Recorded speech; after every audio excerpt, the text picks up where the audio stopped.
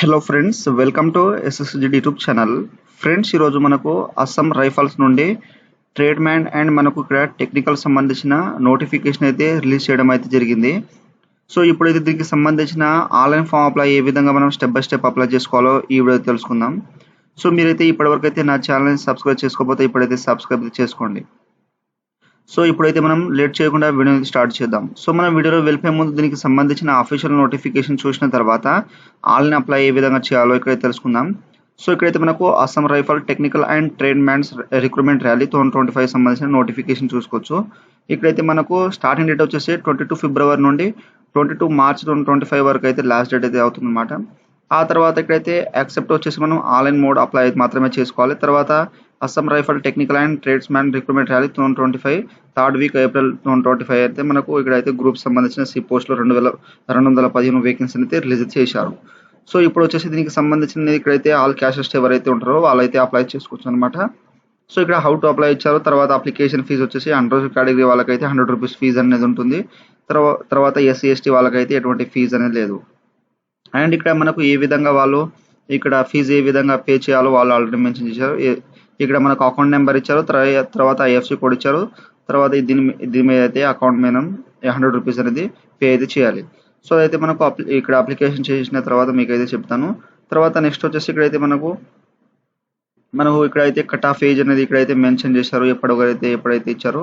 So ఆ తర్వాత skill test కానీ ఇక్కడ రిటన్ టెస్ట్, తర్వాత మనకు ఇక్కడైతే డిఎంఈ, తర్వాత ఇక్కడ శాలరీ అయితే, తర్వాత వేకెన్సీస్, తర్వాత ఇక్కడైతే మనకు పోస్ట్ వైజ్ అనేది ఇక్కడైతే ఇవ్వడం అయితే జరిగింది అనమాట. సో ఇక్కడైతే మనకు ట్రేడ్ రిలేషన్ టీచర్ వచ్చేసి గ్రాడ్యుయేట్ పాస్ అయి ఉండాలి. సో మేల్ క్యాండిడేట్ ఓన్లీ ఇక్కడైతే ఇచ్చారు. తర్వాత ట్రేడ్ రేడియో మెకానిక్ వచ్చేసి మేల్ క్యాండిడేట్ అనేది ఇక్కడైతే క్వాలిఫికేషన్ ఇక్కడైతే మెన్షన్ చేశారు. తర్వాత ఏజ్ అనేది మెన్షన్ చేశారు. తర్వాత లైన్ మ్యాన్ ఫీల్డ్ వచ్చేసి ఓన్లీ మీరు 10th పాస్ అయ్యి ఉండి అండ్ మనకు కూడా మేల్ క్యాండిడేట్ మాత్రమే అప్లై చేసుకోవాలి. ఆ తర్వాత నెక్స్ట్ వచ్చేసి ఇక్కడైతే ఇంజనీర్ ఇక్కడైతే మెకానిక్ ఇచ్చారు. సో మేల్ క్యాండిడేట్, తర్వాత ఎలక్ట్రికల్ మెకానిక్ కానీ, రికవరీ వెహికల్ కానీ, తర్వాత ఫుల్ స్టార్ సంబంధించినది ఇక్కడైతే ఇవ్వడం జరిగింది. సో దీనికి వచ్చేసి మీరు 10th diploma, ITI and only మీరు 10th పాస్ అయి ఉన్న వాళ్ళు దీనికైతే అప్లై చేసుకోవచ్చు. అండ్ ఐటీఐ పాస్ అవుట్ అయిన వాళ్ళు అప్లై చేసుకోవచ్చు.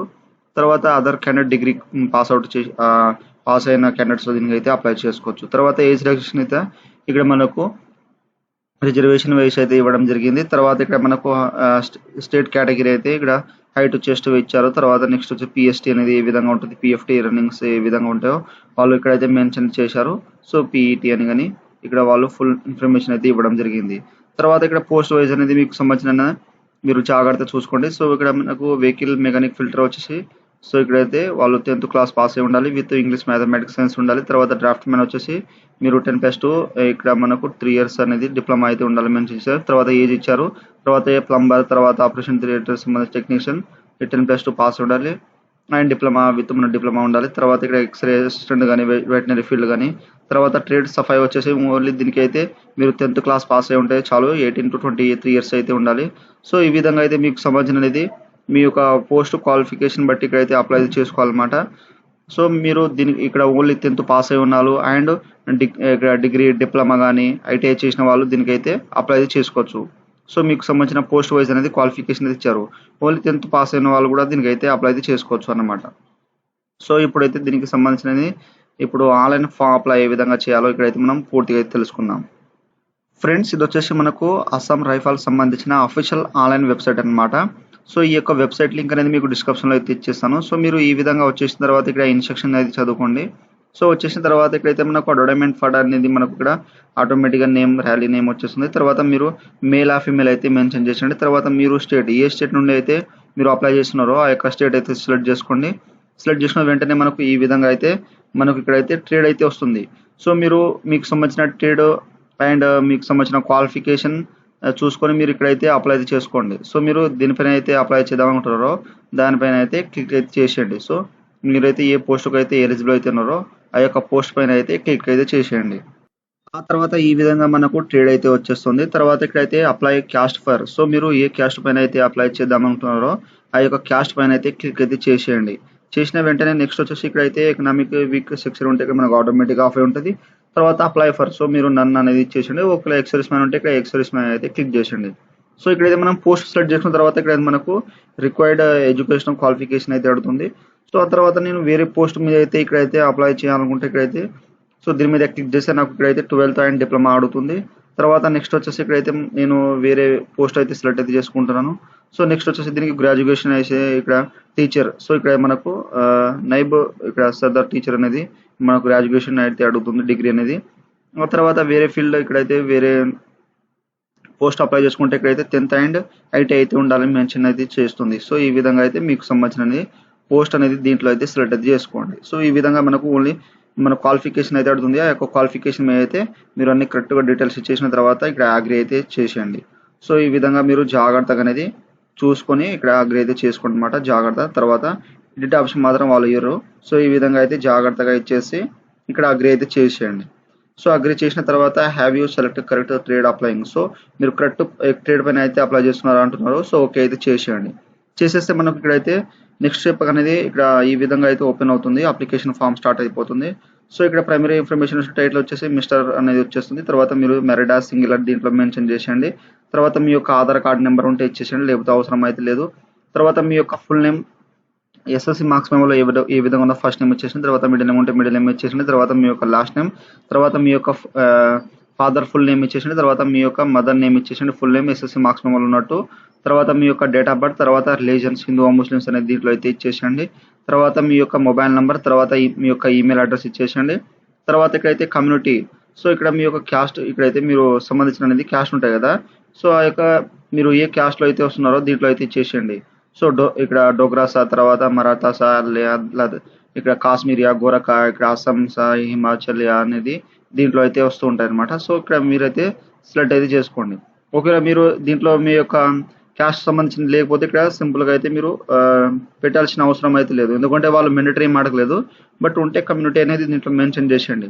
తర్వాత మీ యొక్క అడ్రస్ ఫుల్ అడ్రస్ అయితే చేసేయండి, డిస్ట్రిక్ట్ స్టేట్స్తో సహా. తర్వాత నెక్స్ట్ వచ్చేసి ఇక్కడ మనకు expected date and district and state ఉంటే ఇచ్చేసిండి, అవసరం అయితే లేదు. తర్వాత మీ యొక్క డిస్ట్రిక్ట్ అయితే ఇచ్చేసిండి. తర్వాత కరెస్పాండెన్స్ అనేది మీకు ఇక్కడైతే మీ యొక్క అడ్రస్ స్టేట్ అయితే ఏదైతే ఉంటుందో కరెస్పాండెన్స్ స్టేట్ అది ఇచ్చేసండి. తర్వాత మీ యొక్క డిస్ట్రిక్ట్ పిన్ కోడ్ అయితే ఇచ్చేసండి. అండ్ ఇక్కడ మీకు correspondence and permanent address same ఉంటే దీంట్లో టిక్ అనేది ఇచ్చేసండి, మనకు ఆటోమేటిక్ అనేది ఇక్కడైతే వచ్చేస్తుంది అనమాట. ఒకవేళ వేరే ఉంటే వేరే డిఫరెంట్ అనేది దీంట్లో టిక్ అనేది ఇచ్చేసి వేరే డిఫరెంట్ అడ్రస్ అనేది ఇచ్చేసండి. ఒకవేళ సేమ్ ఉంటే ఇక్కడ టిక్ అనేది చేసేసేయండి. ఆ తర్వాత ఇక్కడ మీ యొక్క క్యాస్ట్, సో మీ యొక్క క్యాస్ట్ నేమ్ అనేది ఇచ్చేసి ఇక్కడ ఎస్సీ ఎస్టీ ఓబీసీ అనేది దీంట్లో అయితే ఇచ్చేసి ఆ యొక్క ఫైల్ అనేది మనకు 50 నుండి 80 KB అయితే జేపీజీ ఫార్మాట్లో అప్లోడ్ అయితే చేసేయండి. చేసిన వెంటనే నెక్స్ట్ వచ్చేసి ఇక్కడ క్వాలిఫికేషన్ గ్రేడింగ్ సిస్టమ్ గ్రేడింగ్ ఇక్కడ కన్వర్ట్ ఇక్కడైతే ఎస్సీజీపీ ఏ విధంగా ఇవ్వాలో వాళ్ళు మెన్షన్ చేశారు. సో ఇక్కడ 10th, సో మనకు ఎన్ని క్వాలిఫికేషన్ అయితే ఇక్కడైతే యాడ్ అయితే చేసుకోవచ్చు అనమాట. సో నాకైతే 10th ఇక్కడ రిక్వైర్డ్ ఏరియా అడుగుతుంది. సో ఇక్కడైతే నాకు బోర్డ్ నేమ్ అయితే చూపెడుతుంది. సో మీ యొక్క బోర్డ్ ఏదైతే ఉంటుందో ఆ యొక్క బోర్డ్ నేమ్ అయితే దీంట్లో అయితే జాగ్రత్తగా అయితే సెలెక్ట్ అయితే చేసుకోండి. సెలెక్ట్ చేసుకున్న తర్వాత మీరు ఇక్కడ 10th క్లాస్ ఎప్పుడు పాసింగ్ అయ్యారో ఇక్కడ ఇయర్ అనేది ఇచ్చేసండి. తర్వాత మీకు టోటల్ మార్క్స్ ఇచ్చిన టోటల్ మార్క్స్ ఇచ్చేసండి. తర్వాత అప్టెన్ మార్క్స్ ఇచ్చేసండి. సో సపోజ్ ఇక్కడైతే మీకైతే చూపెడతాను 10th ఇక్కడ 10 అయితే ఇచ్చేసండి.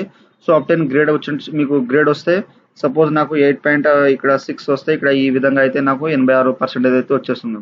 ఒకవేళ వేరే అదర్ స్టేట్ వాళ్ళు మీకు అవుట్ ఆఫ్ టోటల్ మార్క్స్ 100 ఉంటే ఇక్కడైతే మీకు డైరెక్ట్గా 86 ఉంటే మీరు 86 ఉంటే ఇక్కడ డైరెక్ట్గా మనకు 86 అయితే సిజిపి అయితే వచ్చేస్తుంది, పర్సెంటేజ్ వచ్చేస్తుంది. సో నాకైతే 10 పాయింట్స్కు ఇక్కడ 8.6 అయితే వచ్చేస్తుంది అనమాట. సో ఈ విధంగా అయితే నాకు 86% అయితే వచ్చేస్తుంది.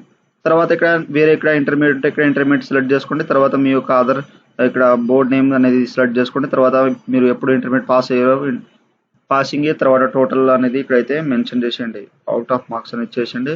తర్వాత మీకు ఎన్ని మార్క్స్ వచ్చినాయో అన్ని మార్క్స్ అనేది దీంట్లో మెన్షన్ చేసేయండి. ఇక్కడ మనకు గ్రేడ్ అయితే ఆటోమేటిక్గా కలెక్ట్ అయితే అయిపోతుంది. ఆ తర్వాత నెక్స్ట్ వచ్చేసి టెక్నికల్ క్వాలిఫికేషన్ ఉంటే ఇక్కడైతే ఆ యొక్క క్వాలిఫికేషన్ నేమ్ ఇచ్చేసండి, బోర్డ్ నేమ్, తర్వాత మీ యొక్క పాసింగ్ ఇయర్, టోటల్ మార్క్స్, తర్వాత ఇక్కడ మార్క్స్ గ్రేడ్, తర్వాత నెక్స్ట్ వచ్చి ఇక్కడ గ్రేడ్ అయితే ఆటోమేటిక్గా క్యాలిక్యులేట్ అయితే అయిపోతుంది. తర్వాత వేరే టెక్నికల్ గానే ఉంటే board name, passing year, total marks, grade అనేది దీంట్లో మెన్షన్ చేసేయండి. సో మనకు ఇక్కడైతే మెండటరీ అనేది అడుగుతుంది అనమాట. సో ఇక్కడైతే మీకు గ్రేడింగ్ ఉంటే ఇక్కడైతే మీరు గ్రేడింగ్ సిస్టమ్ ఉంటే మనకు ఇక్కడైతే డైరెక్ట్గా అనేది గ్రేడింగ్ అయితే మీరు చేయొచ్చు అనమాట. ఒకవేళ మీకు గ్రేడింగ్ సిస్టమ్ లేకపోతే ఇక్కడ అంటిక్ చేసేసి మనకు ఇక్కడ దీన్ని ఇప్పుడు అయితే మనం టోటల్గా ఎంటర్ చేసినాం కదా. సో ఇక్కడ మనకు ఆటోమేటిక్గా వచ్చేస్తుంది. ఒకవేళ మీకు గ్రేడింగ్ సిస్టమ్ కానీ ఉంటే ఇక్కడైతే మీకు గ్రేడింగ్ సిస్టమ్ అయితే డైరెక్ట్గా అనేది ఇచ్చేయచ్చు అనమాట. సో ఈ విధంగా మీరు జాగ్రత్తగా చూసుకోండి. సో నాకు గ్రేడింగ్ సిస్టమ్ లేదు కాబట్టి ఇక్కడైతే నాకు డైరెక్ట్గా అనేది నేను పాయింట్స్లో అయితే వచ్చేస్తుంది. ఆ తర్వాత ఇక్కడైతే details other qualification trade name ఏదైనా కోర్స్ ఉంటే board name institute passing year marks grade అనేది దీంట్లో అయితే మెన్షన్ చేసేయండి.